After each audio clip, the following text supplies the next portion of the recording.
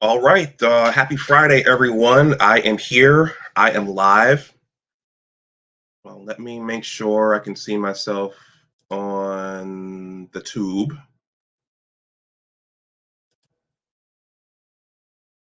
And once again, thank you to those of you who liked the stream in advance. Let me go to this window here.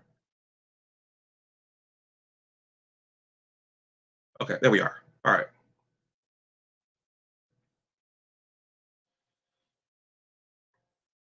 So everyone, uh I'm going to try to get on and then wrap this one up pretty quickly. They're doing some sort of excavation outside here at my condominium complex, and there's a lot of hammering and drilling, and I think they're on lunch break right now.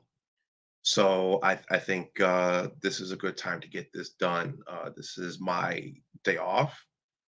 So on your day off, you tend to want to just lay around and chill. But I think this is worth addressing, and I think that I want to keep the content regular over here. So this stream, I'm not sure how this one is going to go. I wrote down some points, and I'm not sure how this one is going to go. I'm going to try to get through the points, and hopefully it's coherent. And those who watch live or those who watch on the playback, hopefully you all get something out of this. And hopefully this will be the first of many discussions here. And if there are any environment or climate experts who watch this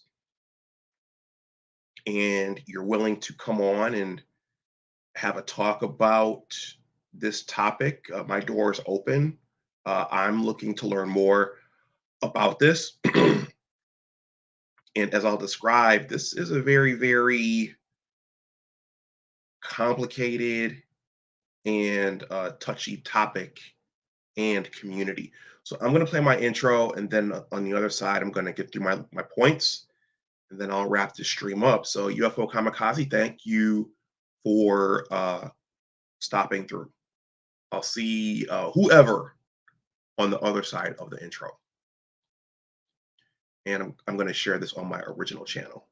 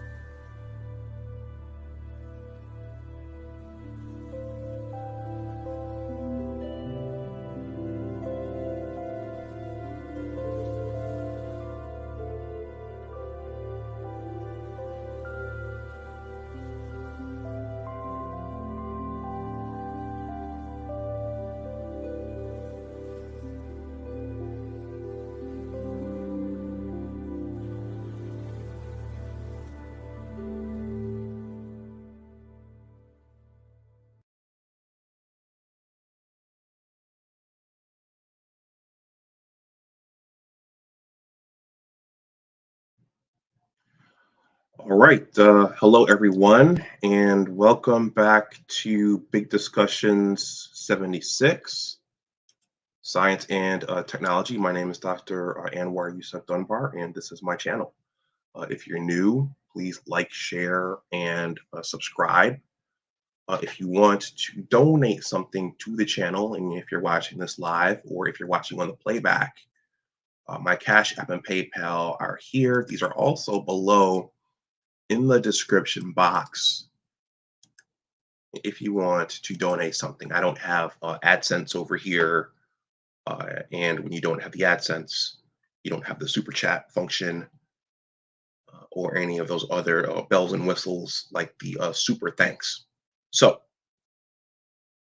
now that that's out of the way, today's stream is entitled "An Initial Discussion on the Climate Crisis Debate."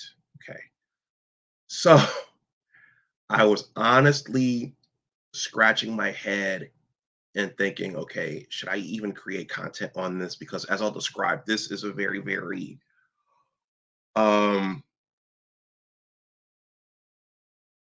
it can be a nuclear topic.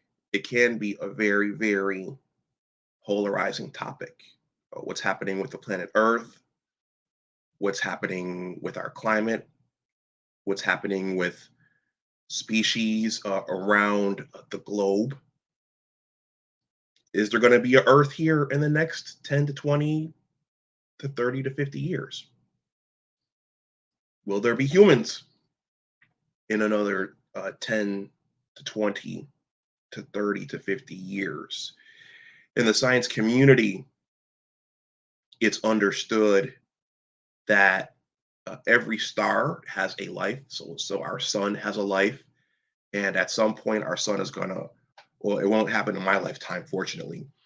But at some point, the sun is going to, uh, it's going to die out. And as a part of the process of it dying out, I think that'll involve it eventually collapsing back into a black hole, but it's gonna, I think, form a supernova first. I'm not an astronomer, so I don't know the exact terminology, but it's gonna expand and it's gonna take the Earth out. It's theorized that it's gonna take the Earth out with it, as well as Mercury and Venus and perhaps Mars. But then again, every planet in our solar system is bound to the sun due to gravity.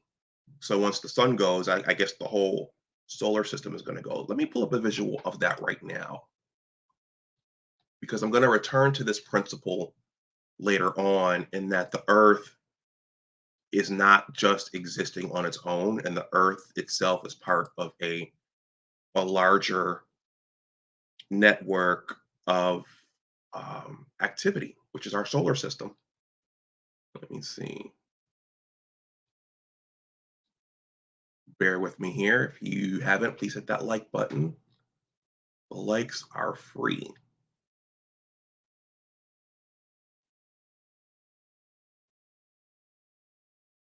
Yeah, there we go. I'll use I'll use this one for the sake of simplicity. So we often think about the planet Earth as its own body, its own thing, but the Earth is in fact a part of a now an 8 planet solar system since Pluto got demoted. But the Earth is a part of the solar system. It's subject to the sun's gravitational pull, and it's subject to the sun's radiance. And some would argue that it's subject to other activities of the sun. And also, the sun, based upon what I've learned, it's not just giving a set output every day, every year, every decade. The sun's activity, it goes up and down. It has sunspots, which signify, I believe, more activity. And the sun creates a solar wind, and the sun generates ions. It's blowing off ions during those solar winds. So I'm saying this to say that the Earth is not by itself, and the effects on it are not just The things that happen to the Earth, the things that we see and we experience, are not just phenomenon here on the surface. There are things happening outside that we have no control over, and I'm going to return to that. Okay, so I'm going to start the stream with Glacier Bay, which is in Alaska. I'm going to share this, and I'm going to return to Glacier Bay at the end. We're going to go full circle here.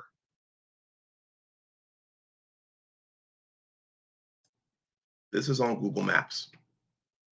Glacier Bay is right there on the Gulf of Alaska. I hear it's very, very beautiful up there. And Glacier Bay, as you can see, that is just north. Well, not just north, but it's north of Vancouver, British Columbia. I hear that taking cruises out there is a lot of fun. And based upon the pictures that I've seen of Glacier Bay, I think it's something that I would like to see myself. But there's a reason I'm starting with Glacier Bay, and there's a reason I'm centering on this, and there's a reason I'm going to come back at the end. So keep that in the back of your minds. Glacier Bay, Alaska. And all, please let me know what you think in the comment section below as I go through this. Let me know if you have any questions. Let me know if you have any thoughts.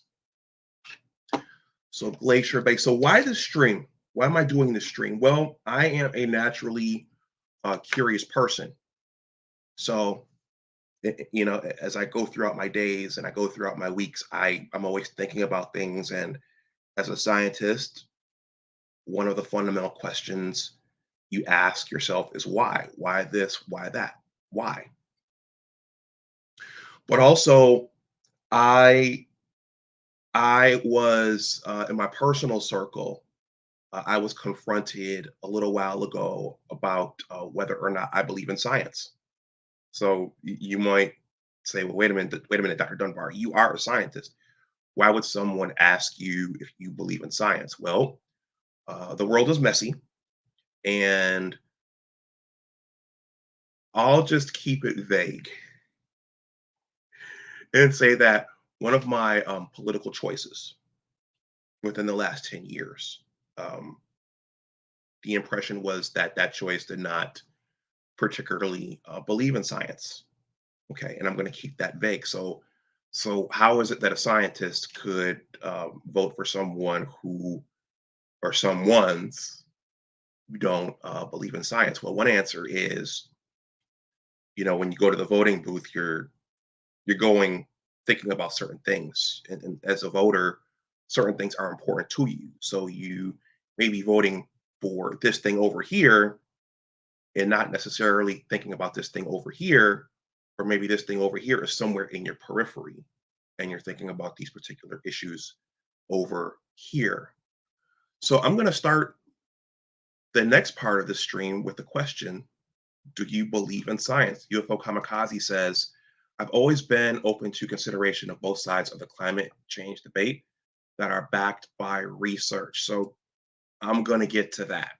And as a disclaimer to anyone watching this stream, I'm not, I'm going to describe that there are two parties here. I'm not claiming to support either side. And I think I'll just say that I believe in data as a scientist. Well, let's talk about this right now. Do you believe in science? And what is science? What does that mean? Science. So do you believe in science? So science is asking why. Science is considering alternative hypotheses. So that's asking, okay, we initially thought it was this, or we think it's this, but it could also be that. That in itself requires flexibility of mind. Okay, generating hard data. So the way I was trained and the way that I was taught, science is about the data. It's about the data. What do the numbers show? What do the numbers tell you? And as I'll describe, there's a difference between data and measurement and model prediction.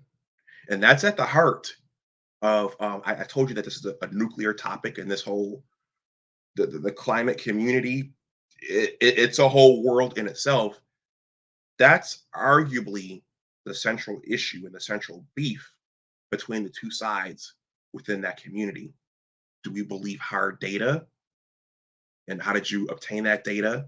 And also, do we believe the modeling and the model predictions? And are those model predictions accurate? Okay, so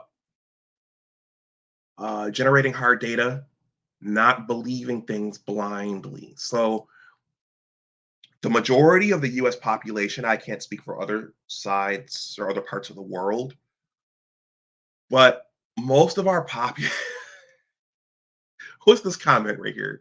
Is this you, UFO Kamikaze? Uh, the, Michael Merriweather, yeah, I would agree with that. The data, even once you generate it, it can be subject to interpretation. And if you've ever generated data, and if you've ever handled data, there are all kinds of ways to transform it. There are all kinds of ways to take out data points so that the mean is, so so that the trend line is a little more convincing and there are fewer outliers. And that's why you need, for any study, that's why you need quality statisticians. So I'm not, yeah, I would agree with that. Data can be skewed for certain narratives, and then the data can be skewed within the data set itself in whichever program you're using. Okay. Thank you guys for commenting. Please keep those coming. Let's see. Do you believe in science? Not believing things blindly. So my point was, a large segment of our population here in the United States is so distracted by gender wars, by the mainstream news, by rap beefs, by concerts at Coachella.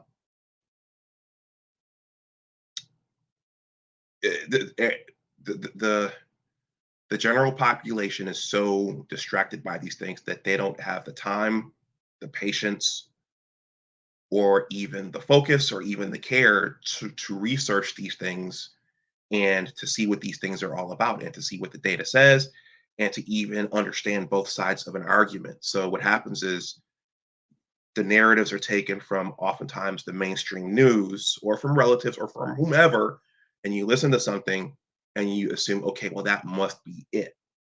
So that's why I listed here, not believing things blindly. Okay. The peer review of data, that's a part of the scientific process. So you generate a study, you generate numbers. A part of science is having another group vet that data and ask questions about that data, and try to figure out how you generated that data, and if you adhered to the rules of statistics. So, uh, peer review of that data by other scientists, and that's another part. This the more I'm learning about this whole thing, this is, yeah, this is another part of this whole um, nebula.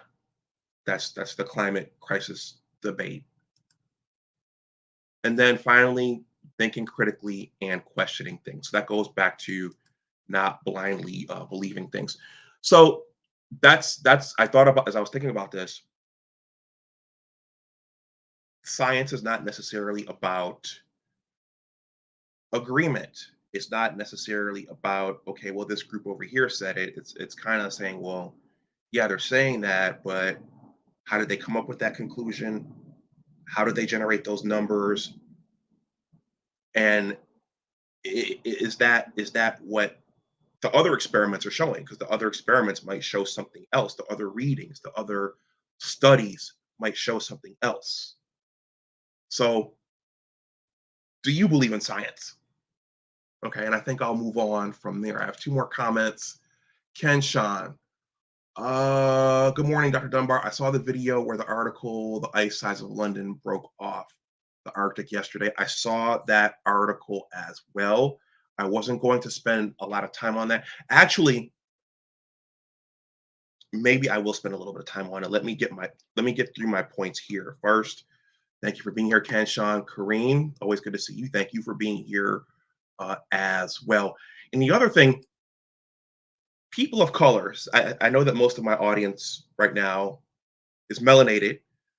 The other the other drawback of us as a group not being well represented in the stems is that we probably as a group don't understand a lot of this stuff. We probably as a group don't care about a lot of this stuff, and we don't know which questions to ask. So again, watch the mainstream news outlets. You listen to other relatives, and you may assume things are true without knowing how to go ask the questions yourself to see if you know it's not true. So that's another drawback of our people not being well represented in the stems. Okay, do you believe in science? Will there still be an earth in another 20 to 30 years? Once again, the people in our country, you look at Facebook, you look at YouTube, you look at Twitter, you look at everything. You look at everything everyone's arguing over. Does the average person think about whether or not there's still going to be an Earth 10 years from now, 20 years from now, 50 years from now, 100 years from now? The argument could be made that we're all so distracted by social media, gender wars, passports, what presidents are tweeting, concerts at Coachella. We're all so distracted. So there are a lot of people. I'm saying this to say that there's a segment of the population and in the United States and around the world that are concerned that there's not going to be an Earth for the next generation and the next generation's children and their children and their children and their children.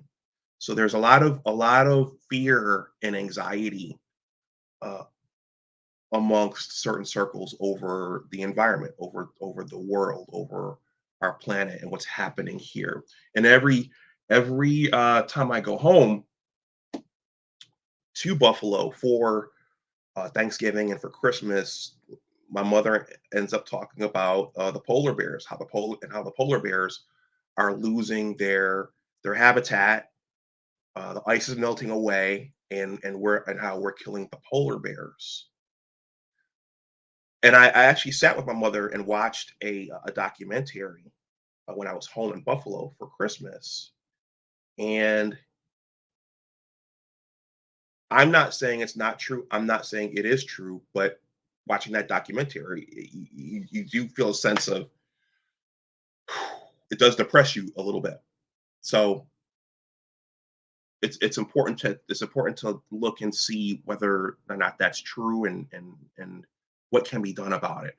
So protecting the earth.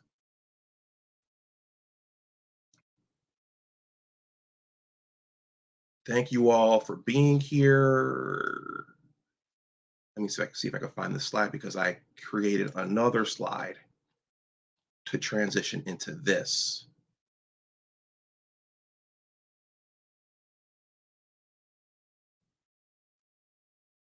Here we go. This comment says, just seen the Earth's core may have stopped spinning. Okay, Mike Rizzi, there's another thing. There's another thing. And I'm going to describe, I've been watching streams and lectures from one of the sides of this argument. And I'm convinced that, yeah, again, just like I mentioned, the Earth is not its own independent entity, that it's also being influenced by things outside of itself. There are other processes within the core of the Earth that are going on that are affecting what's happening on the surface. So thank you for pointing that out. Okay, so protecting the Earth, there you have to consider the environment, air, water, land. Okay, and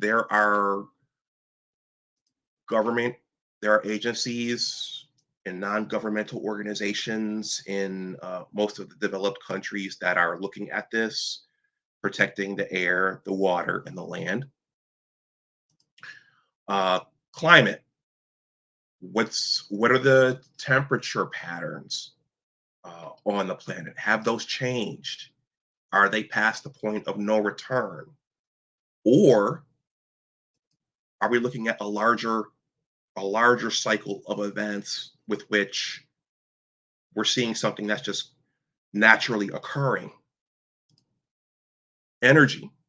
You guys, for those of you who don't know, or maybe some of you know, I had a gentleman named Floyd Vergara, Esquire, here on the channel, and he was talking to us about biodiesel fuels. Well, a big deal now, or a major concern now, is coming up with alternative energy sources to fossil fuels, because one of the concerns is that our consumption of fossil fuels is damaging the climate due to uh, our flooding greenhouse gases, our flooding the atmosphere with greenhouse gases. Let me read this other comment here. Ken Sean, exactly, UK fam. Okay.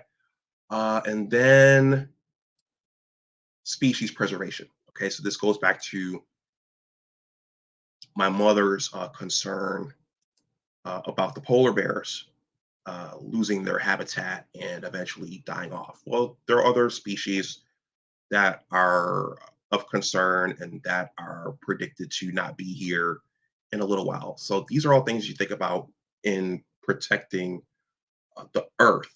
So at the center, give me 1 second. I need to grab this newspaper because I just finished this article today. Give me 1 second. I'll be right back.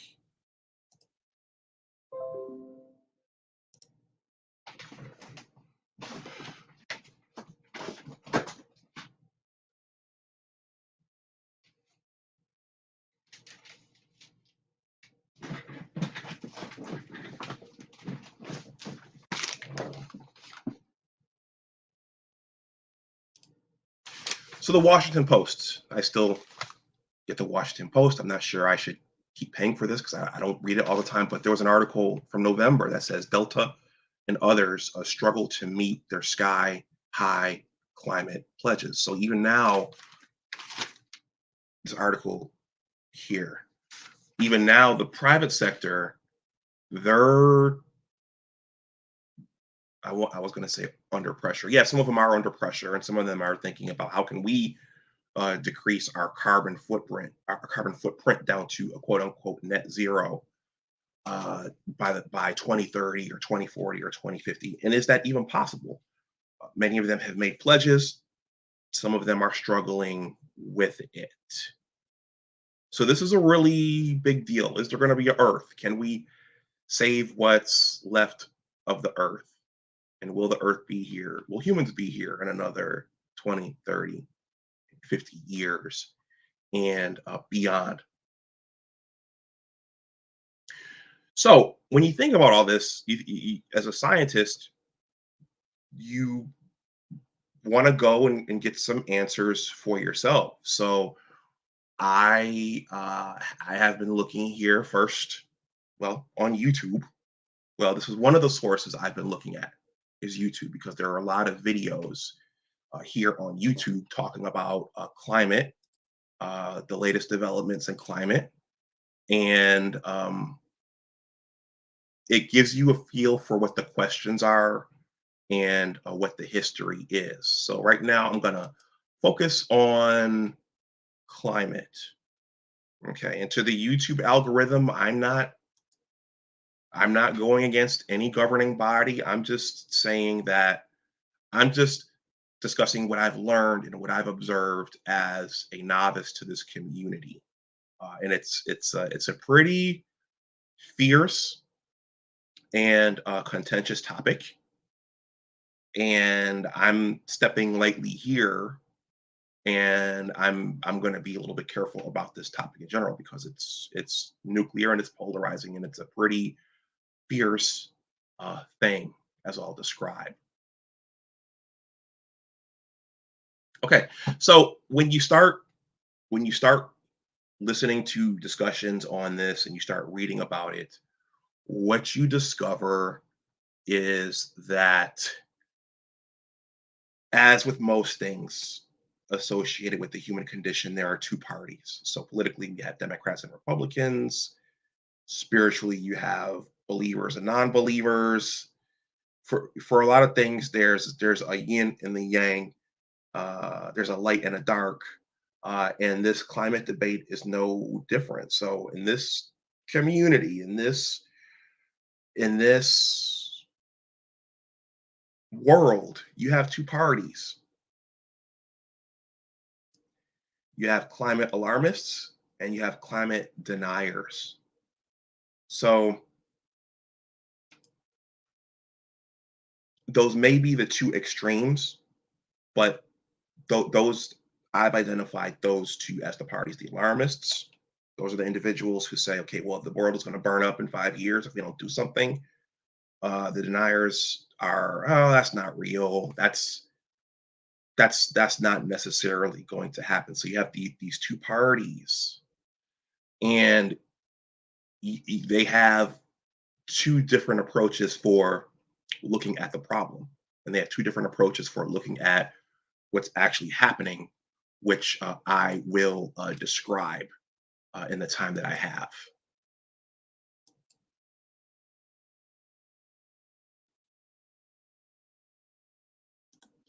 Michael Merriweather says Klaus Schwab wants to lock us down in our homes to reduce our carbon footprints. I'm not going for it.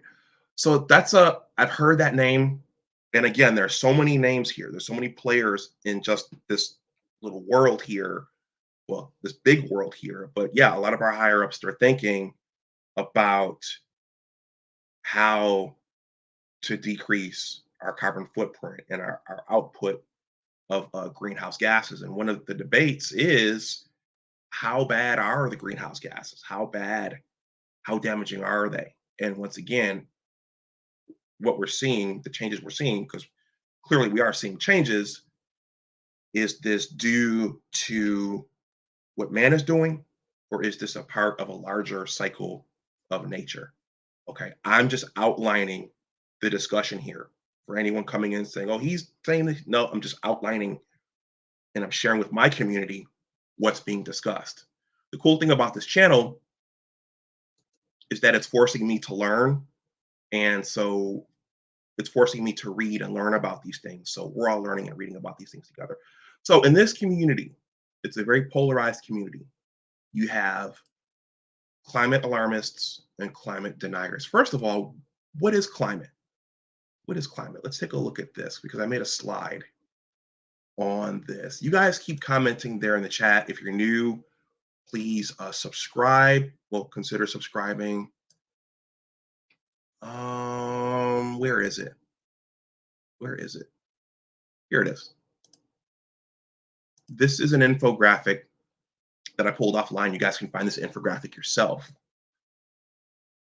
And this is weather versus climate. So weather is the short-term state of the atmosphere. Okay, so that's, well, Anwar, Dr. Dunbar, what's the temperature where you are right now? Well, my computer says it's 42 degrees and it's partly sunny. Climate is considered a long-term pattern of weather. Okay, so you're looking at a much, and this is part of the argument, you're looking at a much larger window of time, and you're looking at the effects on the climate. This is something me and my mother talked about. So that brings in another vocabulary word, another important vocabulary word when you hear these discussions, And that's the vocabulary word of timescales. What's your time scale? Are you making this conclusion about the climate based upon 1 year, 2 years, 10 years, 20 years, 30 years, a millennium, 2 millennium, 3 millennium? What are your time scales? Because one of the arguments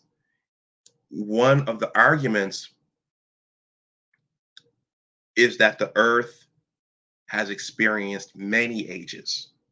You know, we're going to be alive for just a small speck of time relative to the entire lifetime of the planet Earth. So one of the arguments is, okay, we're focused on this window here, but we have to look at the entire, we have to go back as far as we can just to look at all the trends and to see whether or not these things have happened before. And that's why I'm going to take us back to Glacier Bay when I finish this up. So that's the debate. Um, and I will say that in general, in general, the from what I've been observing, see, I kind of don't even want to say alarmist, but that side, that side that's really ringing the bell, saying something's wrong, something's wrong, something's wrong. They seem to be, from what I've learned thus far, they seem to be more in favor of modeling, right? And the opposing side seems to be more in favor of hard data. So that right there is at the center of this argument. Can we trust the models? Can we trust the data? Why is that important? Shout out to engineering cannabis. In my mind, a model is a form of machine learning. So you're creating this model to ask questions about whatever it is you want to ask. You want the model to ask questions about. In this instance, it's climate. Well, you have to give the model, you have to give the machine variables. You have to give it certain inputs and assumptions. Okay. And then the machine does its algorithms and it does its math. Then boom, it spits out an answer. Okay. Shout out to engineering cannabis. That algorithm, that machine, that program, it's going to think according to what you give it. Okay. And that means you have to give it accurate information and you have to give it all of the information. If your data set is incomplete, if the machine is not thinking with the proper assumptions or all the assumptions, it may not give out an answer that's accurate. And it may give out an answer that's different than what the actual measurements are revealing. So this is at the center of this debate and these disagreements. Modeling data versus actual measurements and data. I'm sorry, modeling predictions and actual measurements and data. And then going back to my slide about whether or not you believe in science, that's at the center of the controversy of this whole thing as well. If you listen to some talks and podcasts on this, one side doesn't want to release its hard data to the other side, because the other side says, okay, well, you're making this assertion, you're saying this, which is a pretty hard conclusion. Show us your numbers, show us what you actually use to come up with that conclusion. And the other side is saying no, or allegedly they've said no, we're not showing this to you, we're not releasing this to you. So that's a lot of what is at the center of this. If you're just coming in, please hit that like button. It's a complex discussion. It's a very complex discussion. One, I'm going to leave the gentleman's name anonymous for now. But in watching this particular symposia, this individual proposed that climate is a very, very, very complex topic. Okay. And there are a number of things that you have to keep in mind when you're considering climate and climate change and where the trend line is going. So this is a slide I borrowed from that gentleman's talk, and it says, "What is climate? What area of expertise is required to master it?" So, an understanding of climate requires an amalgamation of astronomy, solar physics, geology, geochronology, geochemistry, sedimentology, tectonics, paleontology, paleoecology, glaciology, climatology, meteorology, oceanography, ecology, archaeology, and history. So I believe that. I believe that. I believe that it's such a complex thing that you have to look at a multitude. Uh, you have to look at multiple lines of evidence to determining what's happening out there. And when I end the stream, you're going to see why. Let's see. And I'm not gonna mention the gentleman's name right now. And the reason I'm not gonna mention the gentleman's name is because again, this is so polarizing and it's so nuclear that when some certain names are mentioned, it's gonna be you're with them, you're this, you're this, you know. So I'll mention it in a later stream. But I do believe there's validity to those multiple areas. Alonzo Hall, the All-Star Advisor, just having a little science discussion here. Welcome. Okay, so I'm going to read uh, this one piece on modeling, and then we're going to talk about Glacier Bay, and then I'm going to wrap this stream up. I hear the guys are out there drilling again, and hopefully the noise doesn't come through the microphone to you guys. So let's see. You guys know that one of the things that's being discussed is the rise in sea level. So, and what the impact that's going to have on coastal communities. So, I received this article. I received many articles on my smartphone. This is a short read, and this will drive home one of the things that I I discussed during this stream. This title reads, "Worst impacts of sea level rise will hit earlier than expected," says modeling study. Okay, so when you see modeling, keep in mind that that's a prediction. And a prediction, we all know from life, predictions don't always come true. Sometimes we predict things and the result ends up being this instead of that. So, worst impacts of sea level rise will hit earlier than expected, says modeling study.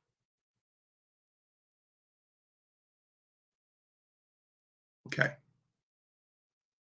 Mike Rizzi says several nations are in agreement that man-made climate change is a major issue, including China. Yep, that's a whole separate discussion right there. Speaking of which, Mike Rizzi, before I get into this is a good place to introduce the IPCC.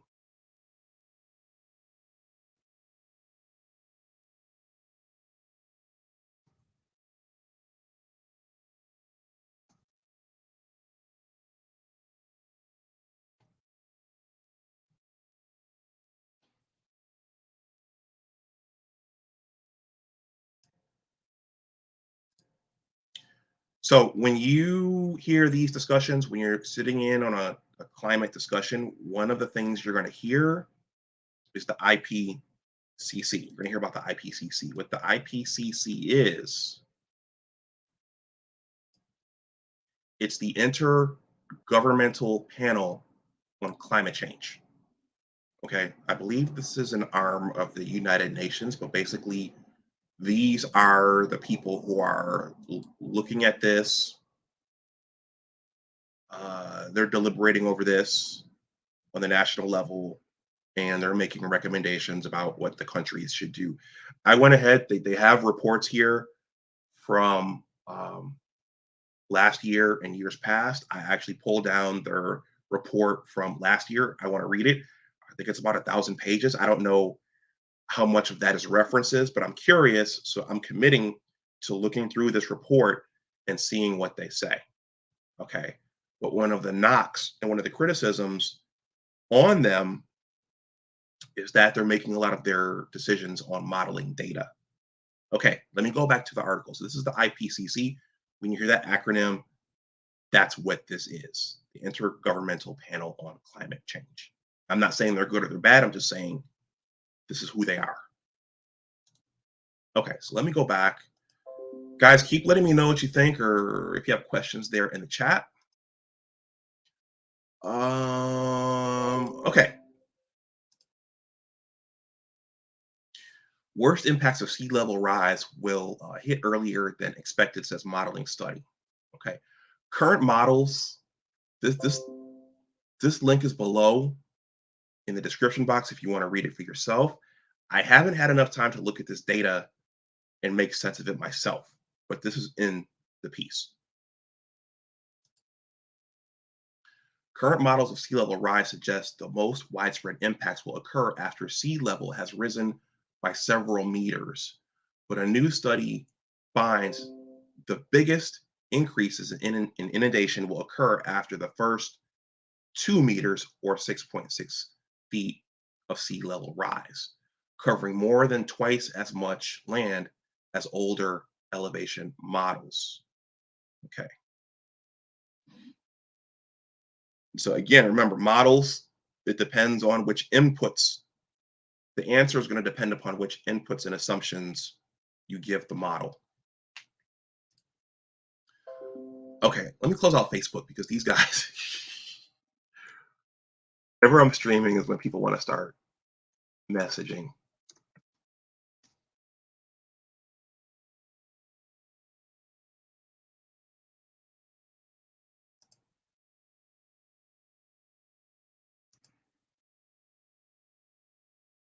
Okay, let's close down.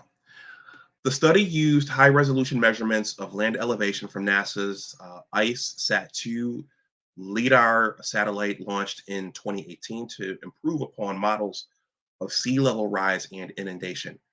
Previous assessments typically relied on radar-based data, which are less precise. Radar is unable to fully penetrate vegetation and therefore overestimates surface elevation, said Ron Verneman, a researcher at the Dutch research firm Data for Sustainability. Many coastal areas are lower than scientists thought they were. The study was published in Earth's Future. The underestimates of land elevation means coastal communities have less time to prepare for sea level rise than expected, with the biggest impacts of rising seas occurring earlier than previously thought. After those first few meters of sea level rise, the rate at which land area falls below mean sea level decreases.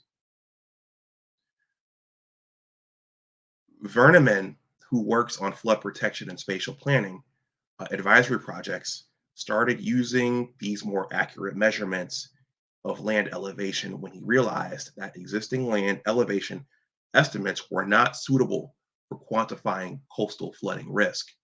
Using the new measurements of land elevation, Verneman and co-author Aljosa Hoyser found coastal areas lie much lower than older radar data suggested.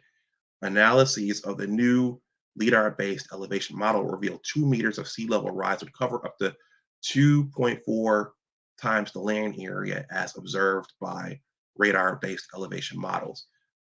I'm almost done. I hope you guys are hanging with me. The end is going to be very, very intriguing. Alonzo Hall says, is there much validity in the emissions having heavy effects on climate change? Okay. Alonzo, I'm not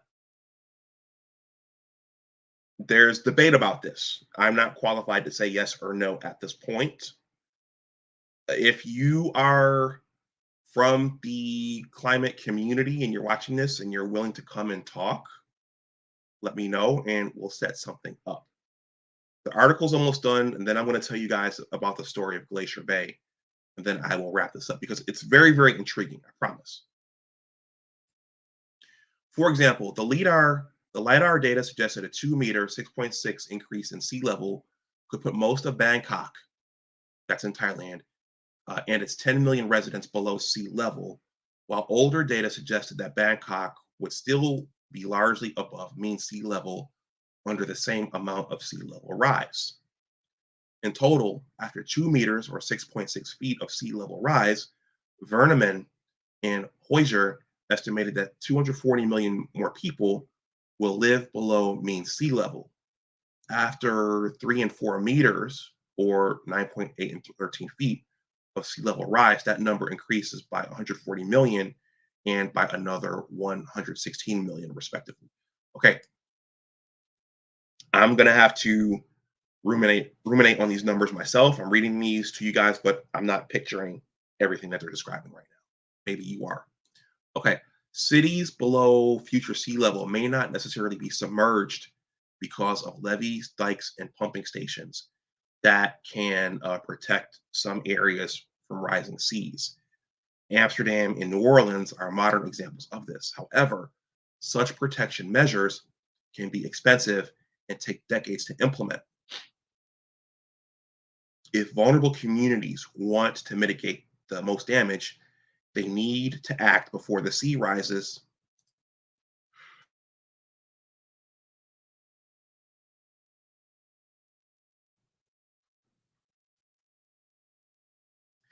If vulnerable communities want to mitigate the most damage, they need to act before the sea rises those first few meters, according to Verneman. So, one of the concerns about what's happening with this is that, well, for one thing, the developed countries were causing a lot of this, number one. And number two, the third world countries, many of which look like me, they're not going to be able to protect themselves from rising sea levels. So that's one of the concerns. We're responsible, and black and brown nations like those in the Caribbean, they will be defenseless against this type of thing. Okay, Kenshan, I don't know what the one means. Maybe you can explain that. If you're new, please subscribe. If you want to donate something, that information is here. I hope you guys are getting something from this. I think you're going to get something from the end. Okay, so let's go back to the beginning. So Glacier Bay, this is right off of, it's off the Alaskan Sea.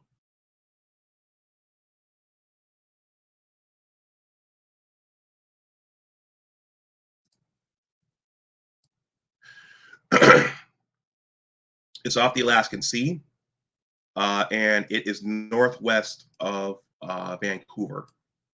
Okay. The story that I'm going to tell you guys about and that I'm going to share with you, I heard about this in the podcast, which is in the description box below.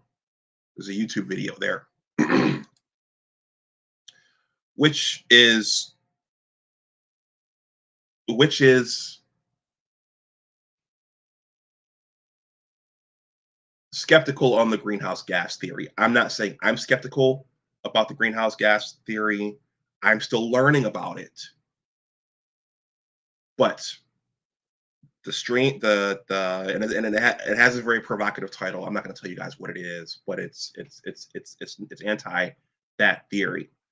The gentleman goes over a lot of data, some of which goes above my head, some of which I was able to understand. It's there in the description box in case you want to take a look for yourselves. What the gentleman told the story of Glacier Bay.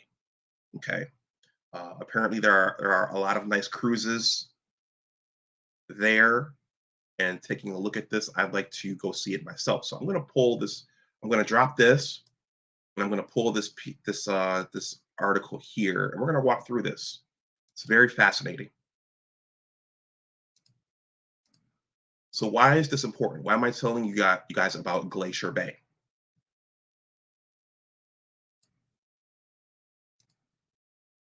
That's an older picture of Glacier Bay there. And this is off of the National Park Service website. So this is still up.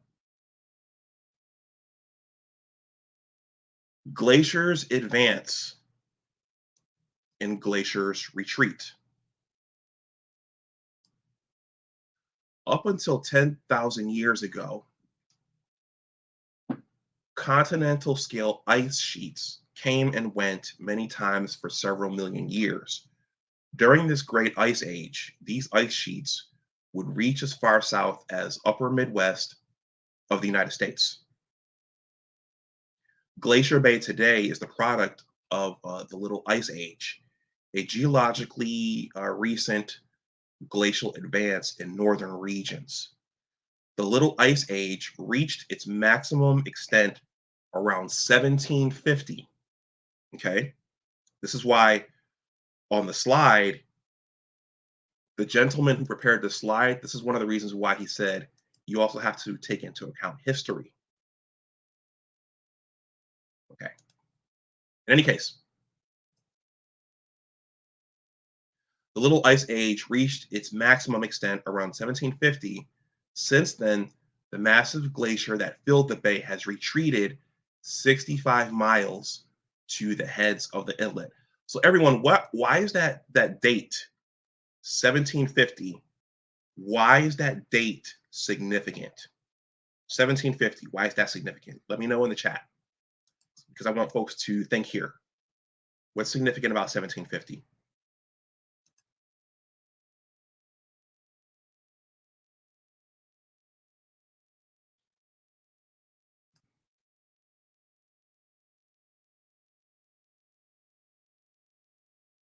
What's significant about 1750? Anybody?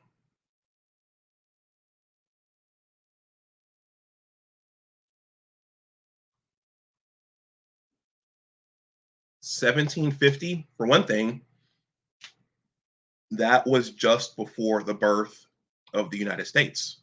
But what else is significant about 1750? That date and that era. It's really easy, guys.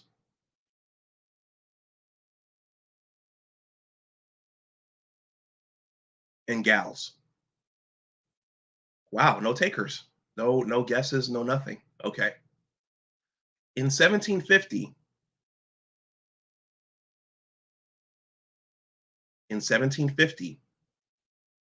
there was no internet, there were no cars, there was no combustion engine, there were no railroads in 1750. No fossil fuels were being drilled from the ground in 1750. I'm going to keep reading. Today, 95% of Alaska's 100,000 glaciers are currently thinning, stagnating, or retreating, and more importantly, the rate of thinning is increasing. Glacier-based glaciers followed this trend. Recent research determined that there is 11% less glacial ice in Glacier Bay than in the 1950s. However, heavy snowfall in the towering Fairweather Mountains means that Glacier Bay remains home to a few stable glaciers, a rarity in today's world. So 1680. At Glacier Bay, you can witness geologic processes and change usually barely noticed in the span of a human life. In 1680, there was no Glacier Bay, only a broad valley with a glacier moving down it. Abundant geologic information and Tingit cultural memories described a large valley in the lower bay, environmentally harsh but habitable. Huna Tingit villages bordered two named rivers flowing near present-day Rush Point and Bartlett Cove, Hunatinget place names speak eloquently of the bay and even reflect the landscape changes that occurred as the glacier advanced and later retreated. So in 1680, the glacier was moving downwards. Okay. In 1750, the Little Ice Age came and went quickly by geologic measurements.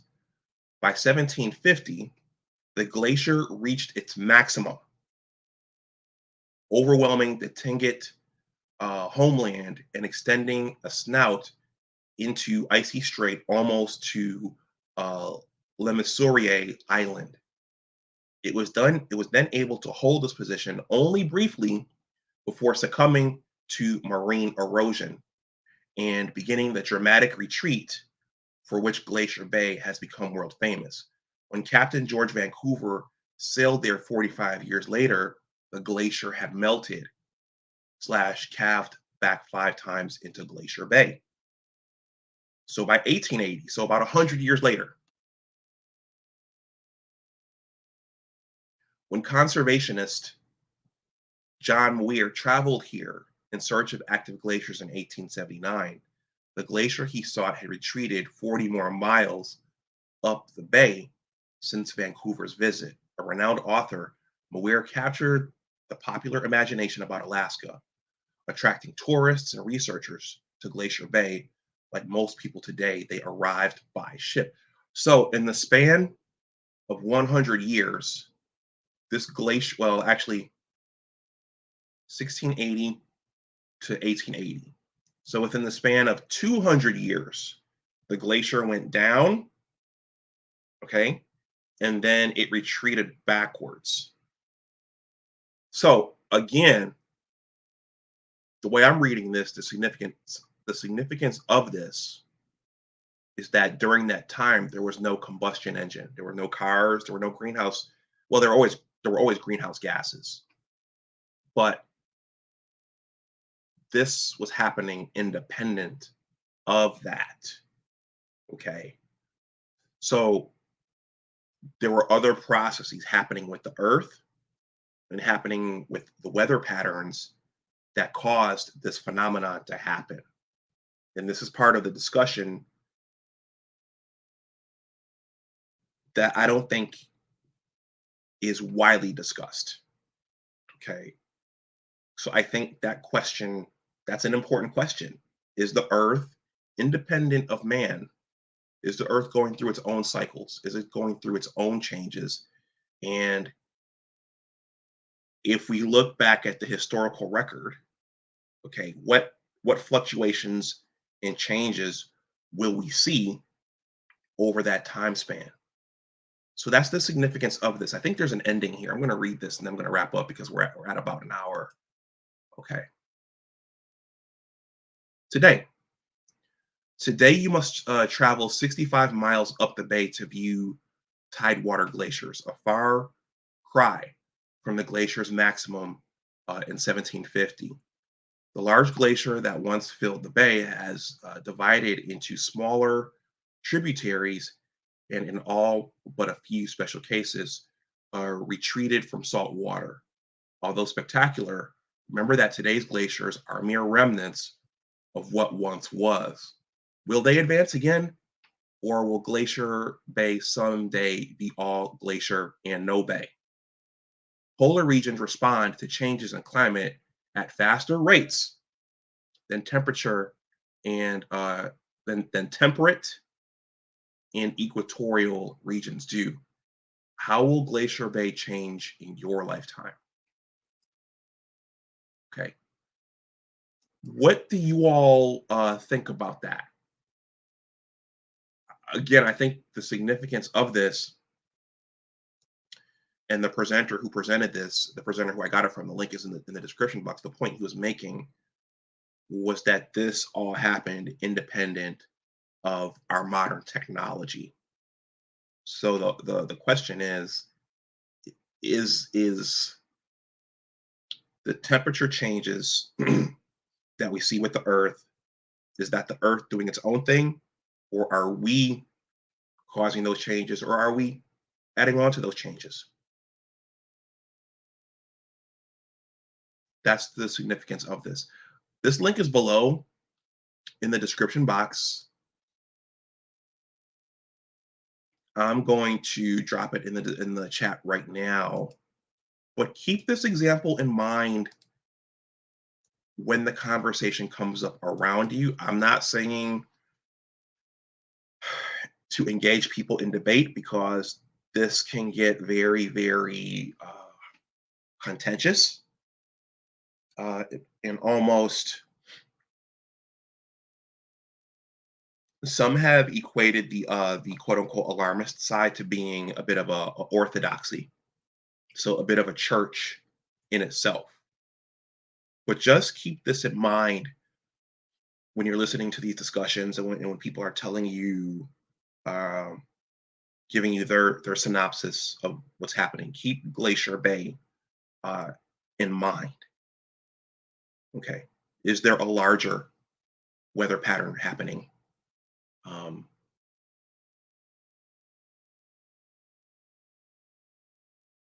is there a larger weather pattern happening that we won't see the extent of it during our lifetime? Keep that in mind. I'm going to show one other thing here before I wrap up because I want to wrap up and relax a little bit. There's some other things that I need to do. Give me a second here, and thank you to those of you who have hung out and listened to this.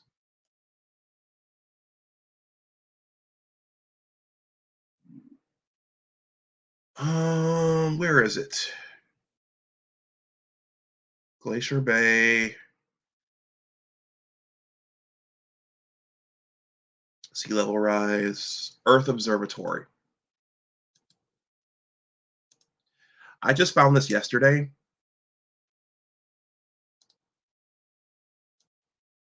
I haven't played with it long enough to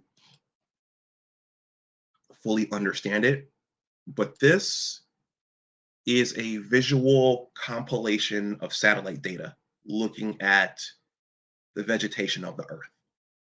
Let me share my screen.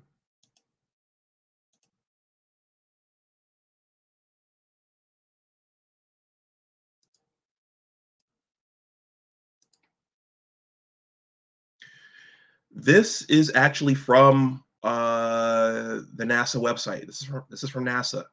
Okay, so this is a satellite view of vegetation on the planet Earth. So what you can do, okay, if you want to look at this and play with this yourself, I'm going to drop the link right now. In my lifetime, one of the concerns about the Earth has been deforestation. Okay, and so I mean certainly there have been efforts to stop deforestation, but this allows you to look at the satellite imagery over a course of 22 years. So I'm going to put my cursor here, and this is by month. So you can scroll through gradually and just take a visual look at what's happening in South America, in North America, in Africa, and even Asia over the seasons and over the years.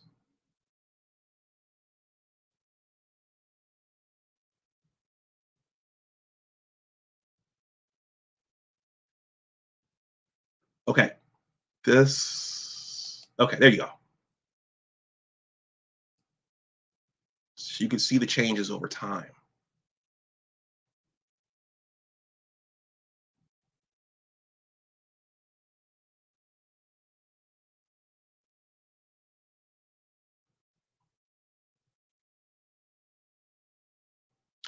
One of the things you hear from the one of the sides of this climate discussion is that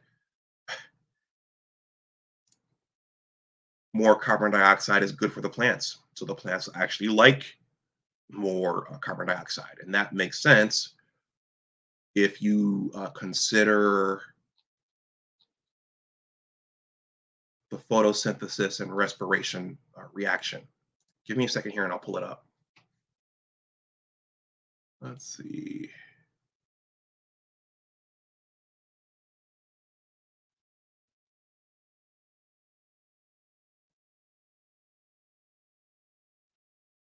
I hope you all are having a good Friday so far, and I hope you are going to have a good weekend.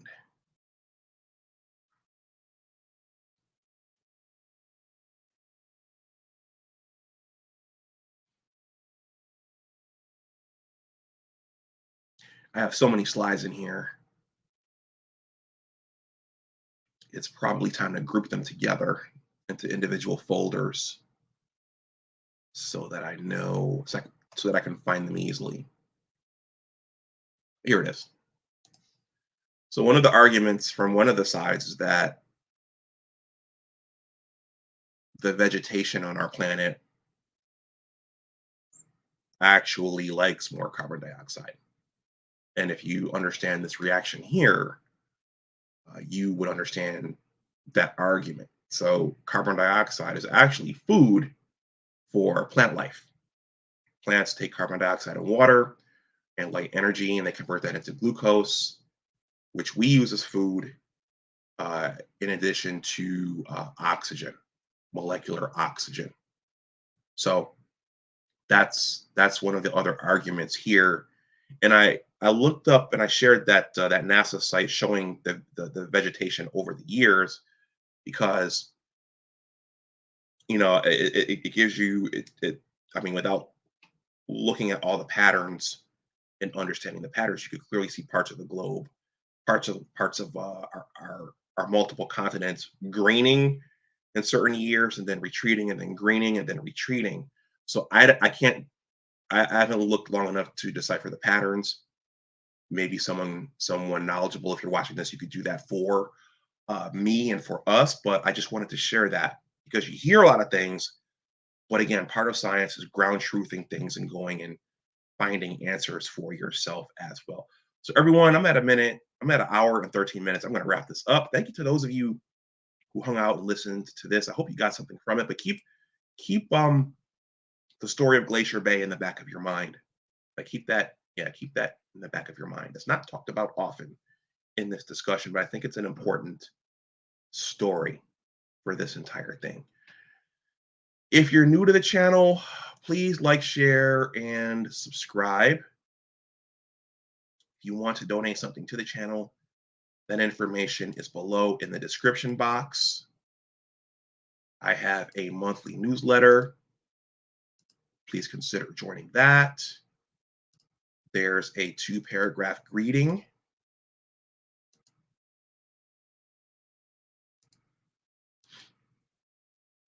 There. And there is a sign up button there at the bottom. You just click that and enter in your email address, and then you are a part of the club. So with that, everyone, I'm going to wrap up. Everyone stay safe out there and enjoy your weekend. And I'll be back with another topic next week and soon another guest. So thank you again for your support. As always, remember that your attitude determines your altitude, and always try to do your best.